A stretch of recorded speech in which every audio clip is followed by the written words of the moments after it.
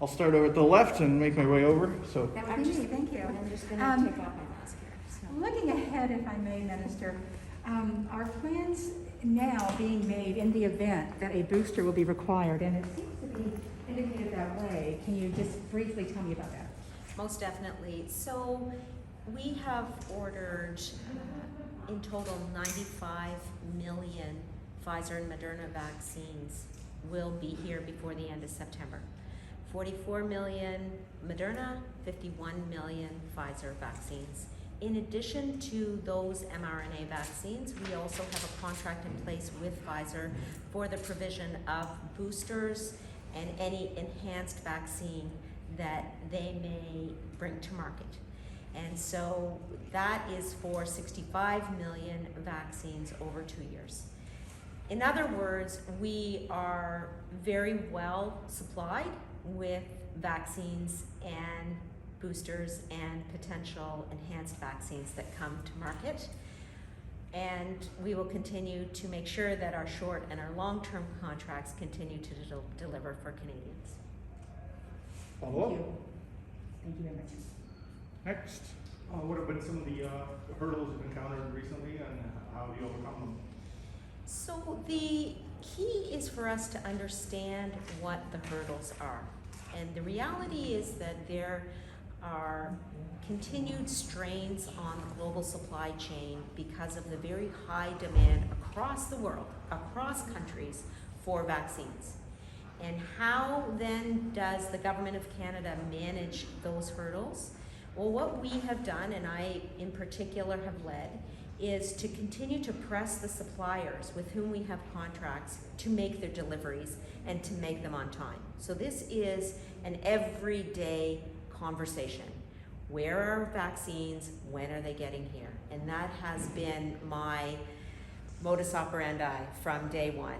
Use our contracts as the base, but continue to press suppliers every single day to make sure that they are delivering vaccines to Canada.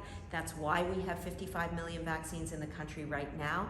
That's why we will hit 68 million before the end of July, and that's why we're number one in the G20 and the G7, because we continue to watch every plane land, every truck cross the border, every delivery. Kind of like this vaccine clinic. We don't take our eye off the ball. You clearly don't take your eye off the ball. And I think across the country, Canadians are making sure that they're doing whatever they can for this vaccine effort to be fully successful and fully national. And so we're just doing our part at the government, but of course we're extremely grateful to you and volunteers across the country for making sure that the vaccine rollout occurs the way it should. Follow up. Next. All right. Now you talked about how extremely well supplied Canada is with vaccines, and I've heard criticism floated about how this contrasts with many other parts of the world which are extreme deficit. The term hoarding has even been used. So how do you respond to that criticism? So it's really important to remember that Canada is operating on a two-track approach to vaccine procurement. The first track is the one I've just described, making sure that we have vaccines in the country for Canadians. That was the purpose of our contracts at the very beginning of this pandemic, to make sure that Canadians had access to vaccines, and clearly the 55 million doses that we have in the country right now are part of that first track.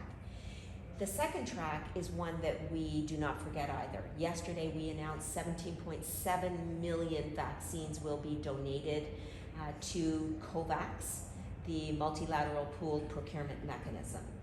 And we will see those vaccines then distributed to developing countries. In addition to the donation of 17.7 million AstraZeneca vaccines yesterday, we are also one of the leading contributors to the COVAX facility, having contributed over $300 million to both arms of the COVAX facility.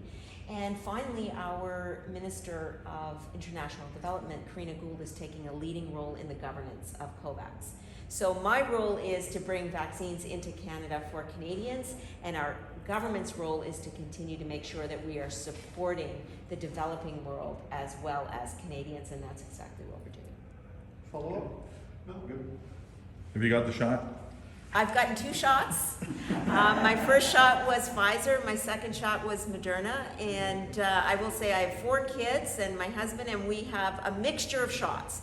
My husband got AstraZeneca as his first shot, Moderna as his second shot. I've got 1 daughter with 2 Moderna shots, so we are all over the map in terms of the numbers and different types of vaccines that have gone into arms, but I will say that it's the end of the day, it's a huge relief when your children have 2 shots of vaccine, and that's what I experienced on Sunday when my 4th child received her second shot, and I just said to myself, phew. And I think we as a country are continuing to breathe those sighs of relief the more and more people get vaccinated. So I heard here in this clinic, over 800 people came through just yesterday. 890, almost 900 people came through in one day here. That to me is astounding, and it's an incredible testament to the work that Cobourg and the volunteers from this area are doing to make sure shots are getting in arms. And in fact, that's what we're seeing across the country, whether it's Nova Scotia, British Columbia, or my own town of Oakville. I couldn't be happier to see the vaccines that we have ordered being utilized, because at the end of the day, this is the reason we were seeking to procure vaccines, and we put those contracts in place last summer with the goal of making sure a vaccine was available to allow us to see this country to the other side of the pandemic. Follow-up?